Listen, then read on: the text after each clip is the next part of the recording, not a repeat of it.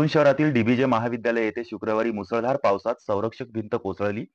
दरम्यान आज शनिवारी या कोसळलेल्या भिंतीखाली एका विद्यार्थ्याचा मृतदेह सापडल्याने खळबळ उडाली आहे. सापडलेल्या विद्यार्थ्याचे नाव सिद्धांत प्रदीप घाणेकर असून हा मूळचा दापोली तालुक्यातील देगाव येथील असून सध्या तो मामाकडे लोटे येथे राहून डीबीजे कॉलेजमध्ये शिक्षण घेत होता. सिद्धांत हा कालपासून बेपत्ता होता. त्याचा शोध घेतला जात होता.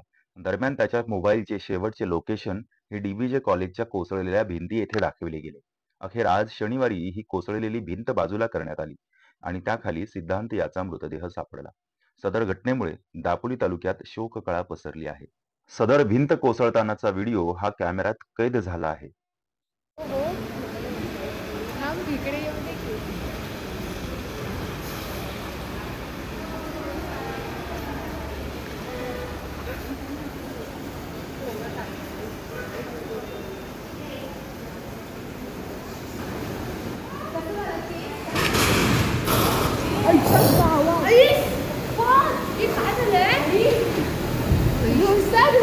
वाटलं